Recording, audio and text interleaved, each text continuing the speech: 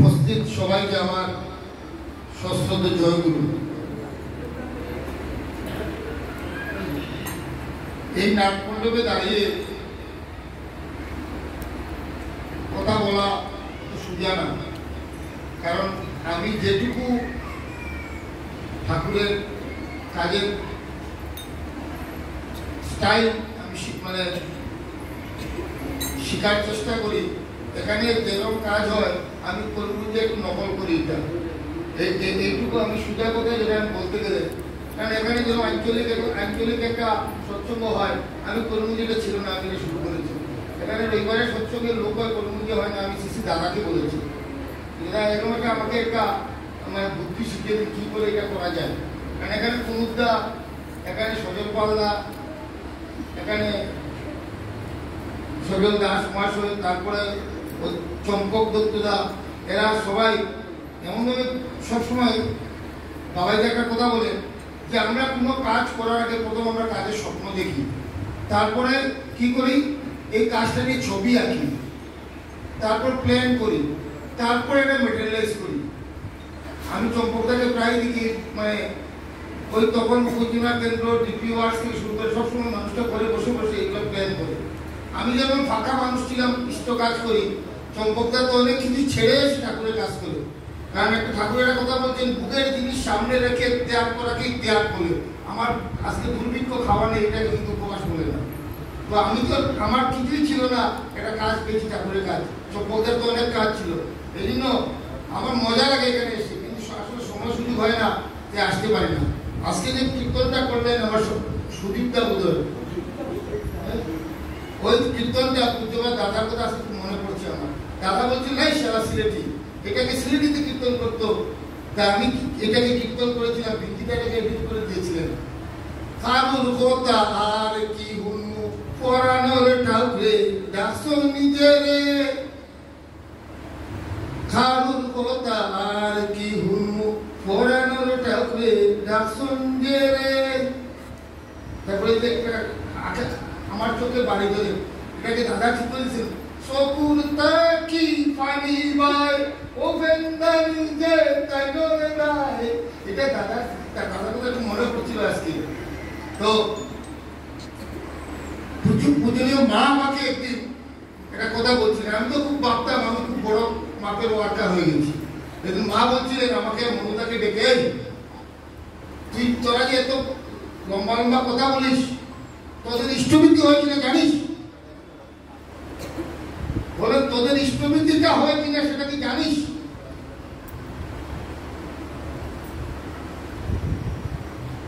তো খুব জরুরি কথা, কিন্তু এটা আমাদের সবাই, আমার কথা না, প্রতিদিন মার কথা, যে ইষ্টবৃত্তি হয় কিনা জানিস? আমি আগে জানি না। বলে একটা 10 টাকার নোট হাতে দিলেন, এবার বস এখানে, দুজনকে 2টা নোট দিলেন, এবং মুখটা দিন বলেছিলেন, বলেন দেখি কর, দেখি কর। আমি তো স্টুডি শুরু করলাম। বলেন তুই যে মন্ত্র পড়ছিস, সামনে কাকে দেখে মন্ত্র পড়ছিস? আমি আমাকে চোখ বন্ধ করে মন্ত্র পড়ছি, কাউকে দেখছি না। কাকে ঠাকুরকে দেখছিস? বলে আগে না। বড়মাকে দেখছিস? না। বড়টাকে দেখছিস? না। দাদাকে দেখছিস? বলে না। বাবাইকে দেখছিস? না। তাহলে কাকে স্টুডি দিচ্ছিস? ইষ্টবৃত্তি হয়নি বলে। বলেন ইষ্টবৃত্তি করবি তো যখন যতক্ষণ না ঠাকুর আমার সামনে আসছেন বা ঠাকুরের প্রতিনিধি আমার চোখের সামনে ঘোরাফেরা করছেন, ততক্ষণ তোমার ইষ্টবৃত্তি করার সময় হয়নি। সব গেল। তারপর আমি একটা বাণী পেলাম ঠাকুরের, যে ইষ্টবৃত্তি ইষ্টকেই দিস, করিস না তার বঞ্চনা, অন্যকে তা দিলেই জানিস আসবে বিপাক বঞ্চনা। আমি তারপর থেকে চেষ্টা শুরু করলাম যে ইষ্টবৃত্তি কিভাবে ইষ্টকে দেওয়া যায়। আমরা সব কিছু বাদ দিয়ে যদি একটা সংগ্রাম প্রতিদিন করি, যদি সংগ্রামটা আমার সঙ্গে আমার সংগ্রাম কাজুদার সঙ্গে অনুদার সংগ্রাম না, কিছু হবে না। আমরা এই সঙ্গে যদি এখানে আসিনি, আমরা আসছি আমার সঙ্গে আমার সংগ্রাম, আমার ঠাকুরকে কি করে আমি প্রতিদিন ইষ্টবৃত্তি দিতে পারি, প্রতিদিন কি করে আমার চোখের সামনে আমি ঠাকুরকে আনতে পারি, এটা আমার সাধনা। ঠাকুর ধরেছি এই জন্য, আমরা কেন ঠাকুর ধরেছি? তাকে পাওয়ার জন্য। একটাই লক্ষ্য, আমার জীবনের উদ্দেশ্য কি? ঈশ্বর প্রাপ্তি। ঈশ্বর প্রাপ্তি মানে কি? আপ্তি। আপ্তি মানে তার মনের মতো হয়ে ওঠা, তার মনের মতো হয়ে ওঠা। শ্রী ঠাকুরের কি করে মনের মতো হয়ে ওঠা যায়, আমরা এটা নিয়েই আমাদের জন্য সবাই আমরা যখন স্বপ্ন দেখা শুরু করবো, তাহলে কিন্তু মানে সব যেখানেই যাব আমাদেরকে দেখেই যে বাবাইদা বলেন যে ইষ্ট কাজ মানে কি? ইষ্টনীতিটা ইষ্ট কাজ মোটেই না, সৎসঙ্গ করছে ইষ্ট কাজ মোটেই না, মাতৃ সম্মেলন করছে ইষ্ট কাজ মোটেই না, মন্দির করছে ইষ্ট কাজ মোটেই না। বলে ইষ্টনীতিটা কিছু না। পানের দোকানে যে পান রাখি আমরা, পানের দোকানে যে পান যারা বিক্রি করে তারা পানের উপরে একটা ভিজা কাপড় রাখে। কেন রাখে? পানটা যাতে সতেজ থাকে, পানটা যাতে নেতিয়ে না যায়। এবার এই ভিজা কাপড়টা এমনি রাখা হয়। বলছেন যদি পান যদি দীক্ষা হয় তাহলে ইষ্টনীতি ওই ভিজা কাপড়টা। তাহলে দীক্ষাটা ইষ্টনীতিটা আমাদের দীক্ষাকে বাঁচিয়ে রাখার জন্য ইষ্টনীতি। এই সৎসঙ্গ মানে সার্বিকভাবে যাতে তার আরাধনা করতে পারে এই জন্য সৎসঙ্গ। এটা তো আমার জন্য করছি। তাহলে বলেন ইষ্টকাজ মানে কি? আমরা সবাই শুনেছি ইষ্টকাজ মানে কি? যে আমি মুখে জয়গুরু বলবো না, আমি নিমা পাঞ্জাবি পড়বো না, আমি অজানা পরিবেশে চলে যাবো, ওই জায়গায় লোকে দেখে বলতে হবে এই মানুষটা আমাদের মতো না, এটা আলাদা মানুষ। এটাই হলো আমার ইষ্টকর্ম। বাবাইদা গেলেন হিমাচল প্রদেশে একটা গ্রামে। একবার বাবাইদার জন্মদিনে আমরা অনেকে খুঁজে পাইনি বাবাইদা কোথায়, বাবাইদা লুকিয়ে গেছিলেন। তো ওইখানে তিনি বহুদিন পরিবার নিয়ে দুজন গুরুভাইকে সঙ্গে নিয়ে চলে গেছিলেন, 15 দিন ছিলেন। কেউ জানে না কোথায় ছিলেন, কি ব্যাপার।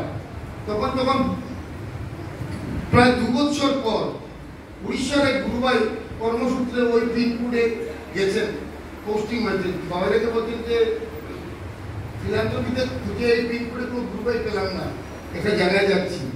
বললেন কোন জায়গায়? যে এই জায়গায়। তখন দীপনকে বললেন যে ওই ছেলেটার অ্যাড্রেস দিয়ে দিন। দেখা গেল তিনি যে জায়গায় গেছিলেন ওই জায়গায় বাবা ওই লোকটা পোস্টিং করেছে। ওইখানে গিয়ে ওই লোক ছেলেগুলো তাকে জিজ্ঞেস করছে আগে উনি কে? উনি কিন্তু বলেন নাই উনি করতে গেছেন, উনি বলেন নাই উনি ঠাকুরের পুত্র, উনি বলেন নাই কিছু, কোনো পরিচয় দেননি। বলে ওদের মনে কিউরিয়াসিটি দেখেছে, উনাকে জিজ্ঞেস করে উনি কে। যখন উনি বলা শুরু করলেন যে উনি অমুক, তখন এক ফাঁকা হয়ে গেল। 39 জন দীক্ষা নিল ওই লোকটার কাছ থেকে। প্রায় 250 জন ফেসবুকে ফটো বেরিয়েছিল হিমাচল প্রদেশের অনেক গ্রামে ঢুকিয়ে প্রায় 250 জন গ্রুপে এখানে। এখন এখানে অনেক কিছু হচ্ছে। করোনার দেখেন তিনি বলছেন এটাই ইষ্ট কাজ, মানে আমার কোনো পরিচয় আমি দেবো না, আমি ধুতিবাজি করে আমি ঋত্বিক, আমি এই দেবো না, আমি হাঁটবো। এইগুলো খুঁজতে দেখা যায় ঠাকুরেরই কথা। যে ঠাকুরজি বলছেন আমার কর্মী যেদিকে যাবে এইরকম হবে, পবিত্র হয়ে যাবে। আমরা কিন্তু সেই দিনের জন্য আমরা ছুটছি। সবার কাছে আমার প্রার্থনা। আর প্রসঙ্গ আসলে মানে করাটা বড় কঠিন। বাবাই দাদা আত্মজনের কথা একটা বই লিখেছেন। আত্মজনের কথা বাবাই দাদার একটা চ্যাপ্টার আছে, অনুপ্রেরণা পেয়েছেন যে এক নিছক নাতির গল্প, একটা নিছক নাতির গল্প। এই গল্পটা যেদিন লিখেছিলেন ওই দিন বাবাইদের পড়ে শোনাচ্ছিলেন, আমাকে বলছিলেন দেখছেন কোথাও আমার নাম পাবেন, কোথাও আমার নাম পাবেন যে না কে লিখছে। সব লাস্ট থেকে যখন ওনার নাম দেখা যায় অর্থ তখন বুঝা যায় যে বাবাইদা লিখছে। বলেন প্রসঙ্গ হবে এইভাবে, যার প্রসঙ্গ করছে তিনি হাইলাইট করবেন, আমাদের কারো কোনো কথা থাকবে না। আমি সেই বলার শোনার জন্য লোক এখানে আসি। সবার কাছে প্রার্থনা করছি, আমরা আচার্যদেব প্রায় গল্প করেন, দাদা করতেন, যেমন কর্মী সম্মেলন করেছেন, যে আমাদেরকে কর্মীদেরকে দেখে বলছেন তোদের চোখ মুখ দেখে আমার মনে হয় যে তোরা যে কারণে দীক্ষা নিয়েছিস সেটা বাদ দিয়ে বাকি সব করছিস। আমাকে বলছেন যে কারণে দীক্ষা নিয়েছিস, যে কারণের জন্য, সেটা বাদ দিয়ে বাকি সব করছিস। কারণ দীক্ষার সময় আমার ঋত্বিক দেবতা কিন্তু আমাকে বলেন এই যা মন্দির কর, যা সৎসঙ্গ কর, যা মাতৃ সম্মেলন কর, যা এই কর। কারণ ঋত্বিক দেবতা কিন্তু দীক্ষার দিন বলেন নাই, কিন্তু দীক্ষার দিন বলছিলেন আমার ঋত্বিক দাদা যে যা নাম ধ্যান করো, যা ইষ্টবিধি করো। দাদা আমাকে বলছেন যে একটা দীক্ষিত লোক আর একটা অদীক্ষিত লোকের মধ্যে কি পার্থক্য বলতো? একটা দীক্ষিত লোক যেরকম সৎসঙ্গে এসছে, এখানে আমার সঙ্গে কোনো আমার বন্ধু এসছে অদীক্ষিত, এরকম অনেক লোক অদীক্ষিত লোক সৎসঙ্গ দিতে পারে, অদীক্ষিত লোক মন্দিরে অর্ঘ্য দিতে পারে, ঠাকুর ভোগ দিতে পারে, ঠাকুরের আজকাল তো ঠাকুরের পাবলিশিং থেকে গ্রন্থ কিনতে হয় না, আজকাল কিন্তু নেট খুললেই ঠাকুর সব কিছু পাওয়া যায়। তাহলে অধিকৃত লোকটা কোন জিনিসটা নেই যেটা আমার কাছে আছে, ওটাই তো পার্থক্য দীক্ষা নেওয়া। আমার যে বন্ধুটা আসছে সে জানে না কিন্তু ঠাকুরের বীজ মন্ত্র কি, সে জানে না কিন্তু কি করে নাম ধ্যান করতে, সে জানে না কি করে করতে। তাহলে ওইটাই পার্থক্য। ওইটা যদি আমি দীক্ষা নিয়েছি তাহলে আমার সংগ্রামটা কি, ওইটা কিভাবে ঠিক মতো করা যায়। আর সে দাদা বলছেন শুন, আমাদের প্রতিদিন কাজ কি জানিস তো, আমাদের আমি তো তিনি বলছেন একদিন আমার এই বুড়ো বয়সে আমার ঠাকুরের সঙ্গে একটা অ্যাপয়েন্টমেন্টের টাইম আছে, এটা রাত্রে 2:30 থেকে 3:30। ওই টাইমটা সজলদারা খুব জানতো, ওইটা সঙ্গে থাকতো তো, বলছেন আমার ওই 2:30 থেকে 3:30 পৃথিবী যদি ভেঙে চুরমার হয়ে যায়, আমি কিন্তু ওই টাইমটা আমার ঠাকুরের সঙ্গে আমার অ্যাপয়েন্টমেন্টের টাইম, কারণ আমি ফিক্স করে রেখেছি ঠাকুর ওই সময় আমি তোমার কাছে বসবো। বলছেন আমরা প্রতিদিন যদি একটা নির্দিষ্ট টাইমে 5 মিনিটও যদি আমরা বসি, ওই যে ওই 5 মিনিট আমার অ্যাপয়েন্টমেন্টের টাইম, ওইটার জন্য কিন্তু আমি দীক্ষা নিয়েছি।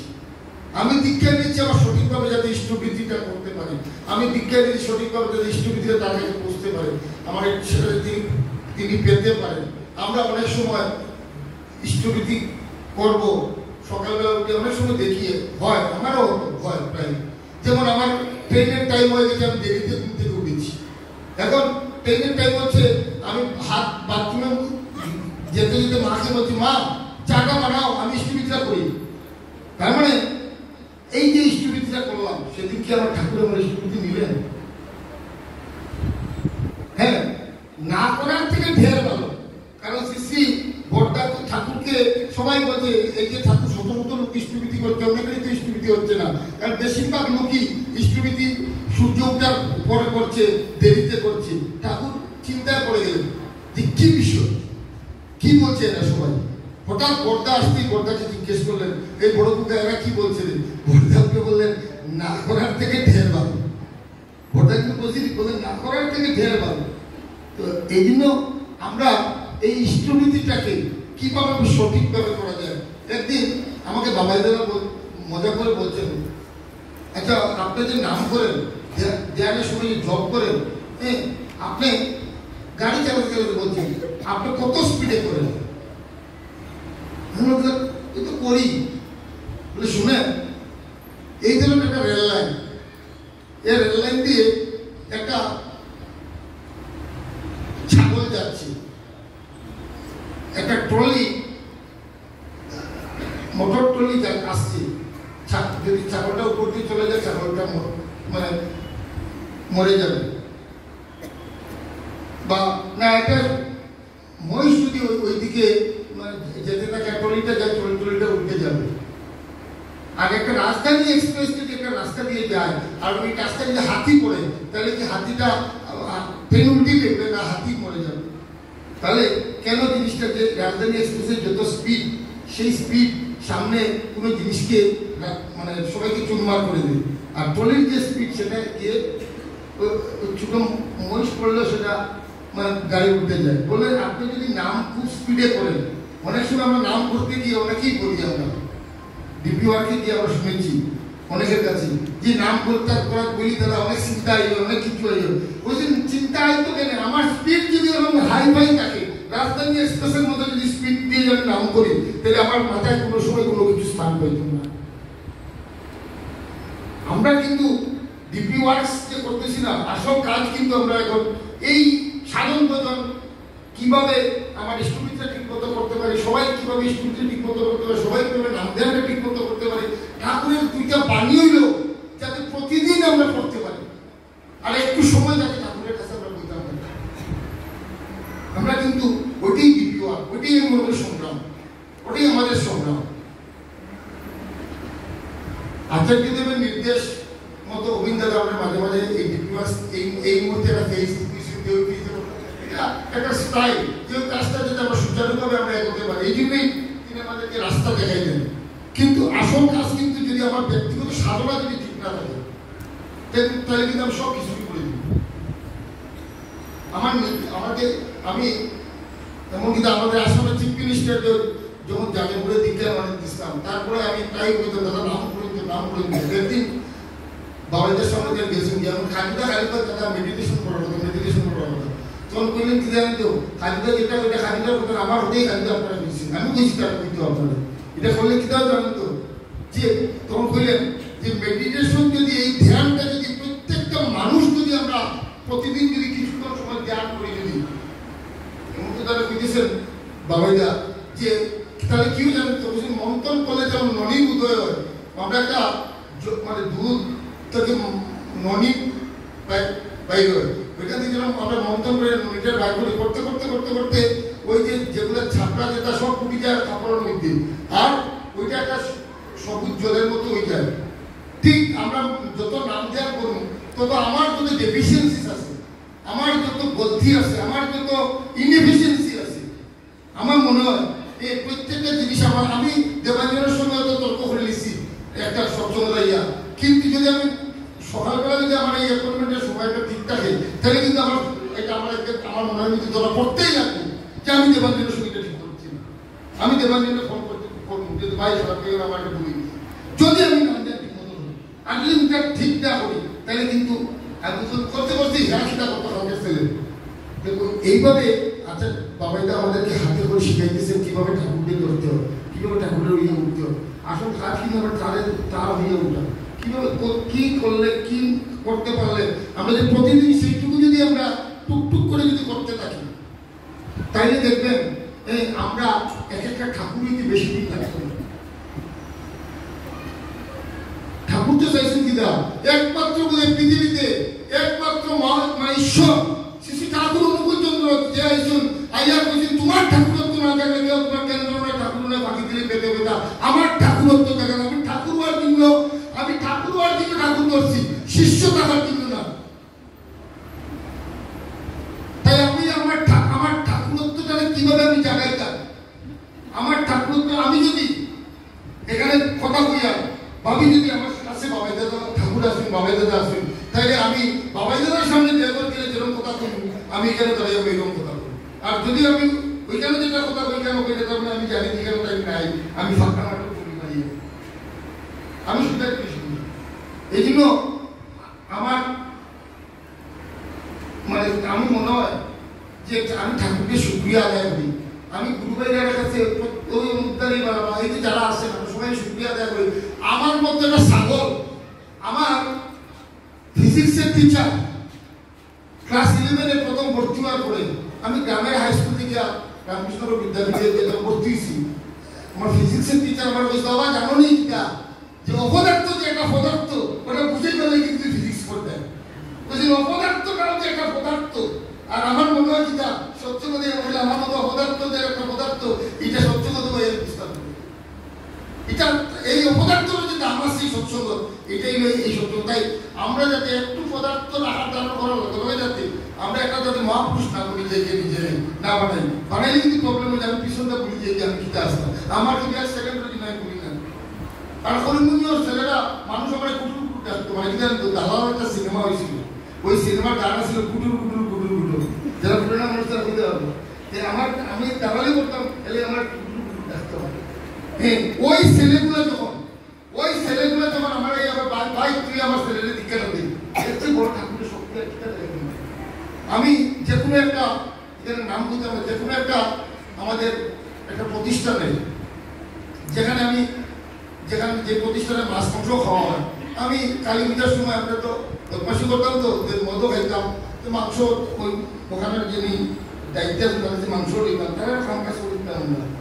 তো একদিন আমি এরকম দণ্ড হাতে নিয়ে প্রায় 20-25টা ছেলেরা আমরা টাউন ওই প্রতিষ্ঠানের সামনে দিয়ে আগে দিলাম, তো প্রতিষ্ঠানের পাশে একটা বাড়ি থেকে দীক্ষা দিতাম। হঠাৎ ওই প্রতিষ্ঠানের যিনি দায়িত্বে আসেন তারা কাজু এদিকে আসো তুমি শুনলাম গুরু হয়ে গেছে বলে এসকে না না দাদা আমি তো গুরু হয়েছি না, আমি গুরু মন্ত্র বুঝলাম না তুমি দীক্ষা ছেড়ে দেবো। তো আমি ওনারা বুঝাইবার চেষ্টা করছি যে দাদা আপনি তো আমার বুঝনীয় আপনারা কিরকম কিন্তু একটা জিনিস দেন তো ওই যে মিশনে যে এত হাজার হাজার মানুষের খায় এই সব পিতা মানে বা প্রতিষ্ঠানে যে খায় তার সব পিতা গুরুদেব নিজে পরিবেশন করেনি বলে না কেউ না কেউ করে। আমি তো ওইরকমই আমার গুরুদেবের বিশ্ব ব্রহ্মাণ্ডে তার খায় আমরা মতো কিছু লোককে দিয়া বিনোদনের কাজ করে প্রত্যেক ওয়ার্ড কোনোদিন যখন কিছু বুঝে না। আমার তো মানে ওই যে পুরানাটা দাঁড়িয়ে যায়, আমি একটা বলি দাদা বলছি আপনার আগের নামটা দিতে আসছি, তাই তো আপনি না আমার আগের নামটা দিতে আসছি। বহু কষ্টে আমি বললাম, আমরা তো ভারতবর্ষের একজন মানে জীবন্ত ভগবান আমরা পাইছি স্বামী বিবেকানন্দ, তার নাম আমরা গিলে আমরা জানি, তারটা যদি জানি যে আমরা আপনার মতো এখন না জানি যে বলে না আমরা তো অনেক অকামের সঙ্গে আগে যুক্ত আসছিলাম, এখন মানুষ সরকার আমরা দেখছি আপনি আমার মাংস দিতে আমি মত চাই না। আর আজকে যখন যারা আমাদের মত চাই তারা মনে করি যে আপনার বাড়িতে দিতে পারতে পারে ওই ঠাকুর এর চেয়ে বড় পাওয়ার আর চিন্তা থাকতে পারে। আমি গল্পটা বদল না হলাম ঠাকুরের পাওয়ারটা দেখে বলে আমার এখানে কিচ্ছু না। তো এই যে ঠাকুর আপনারা কই থেকে হয়ে যাচ্ছে আপনার কাছে, আপনারা ঠাকুরের কাছে আপনারা তো আমার লাগেও ধন্যবাদ জানাতে পারেন। এই বদমাসি করে ঠাকুর জানিয়ে পড়া লাগে মানছি এইটা লিখতে ঠাকুরের কাছে আপনার ধন্যবাদ জানাতে তো আমি আপনার পকেট মারি দিতে পারতাম, আমি আপনার লোকে দালালি করতে পারতাম, বদমাসি করতে, এটা দিক তো কম করিয়েন না, এটুকু তো সময় বাচ্চা ভালো লাগে আমার থেকে। তো এই জন্য ঠাকুর ধরছি। আর এখানে আমার মনে হয় কেউ নাই বুকে আজকে হতে পারতো না যে তার দয়া পাইছে না, একজনও নেই। তাই সবসময় যাতে আমরা নিজের কৃতজ্ঞ চিত্তে ঠাকুরের কাছে স্বীকার করি, ঠাকুর তুমি দয়া করিয়া আমার স্থান দিয়েছিলে, তোমার চলো না, আমার তো কোনো যোগ্যতা নেই, তোমার স্থান দয়া করে দিয়েছ, সঙ্গে রাখিয়ে গেছে তোমার আশায় পেলে যে আমরা যাতে তোমার কোনো জিনিসে আমার অসুবিধা না হয়। কারণ আমার ক্লাস টিচার একদিন আমরা বুঝে নিতে গেছিলাম ক্লাস ফলো না করলে কি দাও। হ্যাঁ, আমি তখন ক্লাস টিচারদের মানে বললাম না স্যার আমি তো বাড়িতে পড়ি, এটা লাগতো না ক্লাস করবো, ক্লাস টেনে পড়তাম না, বদমাস আসতাম তো বুঝি না। তখন তাই বলে শুনো রে বা একদিন ভাবছো ইংলিশ শিখিলেই তো মানে মাস্টার না রাখিয়া ডিকশনারি পড়ে নিয়ে আসে ইংলিশ শিখে আরম্ভ করছে, শিখছে একজন ইংলিশ জানা অনুদার মতো লোক এসে তার বাড়িতে বেতন পাবো। আমি তো বলছি আজকে অ্যাপ্লাই করিলে তোমায় শিখছি, বলছে গার্লিং স্যার আই 70-80 শুনিয়া বলছে কিতাব মাথায় তুমি তো বুঝলাম না, বলে আপনারা কইছি কইতাম বলে কই বলে কিন্তু রসুন কইলে বলে না না গার্লি করতো রসুন বলে কই এটি তো ডিকশনারি আমি দেখাম গার্লি করতো রল বিপিং যে আচার্য যদি না থাকতাম এরকম রল বিপিং করতে। তাই সবসময় দীক্ষা নিয়ে শিক্ষা ধরিস আচার্যকে করে সার আচরণিক উচ্চয়নে জ্ঞানের সাগর রচনা করা, আমরা চিন্তা চিন্তা কোনো চিন্তা নাই। আজকে আমার লোক অনুদার একটা বিষয় নিয়ে হয়তো মতবিরোধ হইতেই পারে, এমন কোনো কথা না হইতো না। আমি আর অনুদার মুখে দেওয়া কর আচ্ছা দাদা অনুদার ওই জিনিসটা করে আমি ওই জিনিসটা করে আমার খুবই শক্তি আছে আমি বুঝতে পারবো, তাই যখন বুঝে দেবো অনুদার মানবো আমিও মানবো। তো আমরা তো এই সুযোগটা ঠাকুর দিয়েছি, কোনো বেটার কিন্তু সুযোগ নেই। অথরাইজড পারসন একমাত্র ঠাকুর পর্যন্ত আমরা দিয়ে গেছি, আর 10,000 বছর পর্যন্ত থাকবা, তাহলে আমরা কেউ শিখতাম। তাই সবার কাছে একটাই প্রার্থনা, আমার কথা শুনিয়ে না দাদার কথা, যে আমরা যাতে প্রত্যেক দিন কিছুক্ষণ সময় নাম দেওয়াটা করি, আর বাবাইদা বলছেন একটা নির্দিষ্ট টাইপে যাতে করি। এই কাজটা আমরা করিয়া গেলে নেই, বাকি সব কাজই দিব। তো সবার সর্বাঙ্গীন মঙ্গল কামনা করি। আর অনুদানের অসংখ্য ধন্যবাদ। এই যে আমার যে কথা পাওয়ার সুযোগ দিয়েছেন, আমি মানে যে দুটা কথা ঠাকুরও পাওয়ার সুযোগ পেলাম, এই জন্য অনুদান মঙ্গল কামনা করি। আর আসলে গত দিন পবিত্রতা যেদিন এসেছিলাম আমার আশিসটা খুব জোর করছিলাম সত্যি না দেখার লাগে, কিন্তু আমি কাটতে পারছি না। আগে বিশেষ করে কিন্তু আমার মনের মধ্যে এই পরিস্থিতি খুব কষ্ট করছি। মানে আজকে আমার মেয়ের একটা পরীক্ষা আসবে, যেদিকে পারতাম যেগুলো তাতে নগাও, কিন্তু বলছি না আজকে সত্যি ঠাকুর ঘুরে দেবো।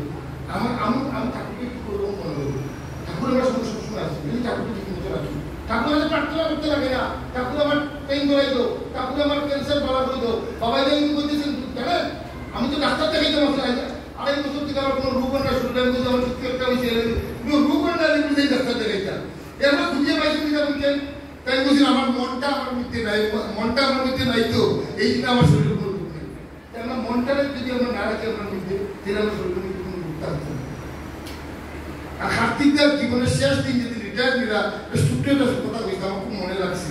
কিন্তু জানো ঠাকুর আমার বললেন যে এখানে কাজ করা লাগে, তারপরে পর্দাটা কি আমার বললেন সব ঠিক আছে তুমি কাজ করো, কিন্তু তোমার মুখটা জানে যাতে এরকম কোনোদিন না দেখি যে আমার কষ্ট লাগছে তোমার দায়িত্বটা কেন দিচ্ছিলাম। মানে বুঝছি তো কথাটা বলছি না, আমি যে তার দায়িত্ব পাই যাতে সবসময় হাসি মুখে থাকি, যাতে আমি সবসময় তার বুঝতে বুঝাই দিই তুমি দয়া করে দিস্তায় দিতে আমি খুশি আছি। আমরা কোনো সময় দায়িত্ব পাই ভাইয়া গিয়া বলতে সামনে করবো আর মাতিন না দেন দিস্তা আনো, তারপরে দেখে দিস্তা আমি বলে দায়িত্ব গিয়ে দেখো যে জলবায়ু করে দেব না আমি ক্যামেরা গোটা কাম দিত না কাজটা হয়ে যাবে। আমরা যা পাইছি প্রসাদ হিসেবে আমি জানতাম।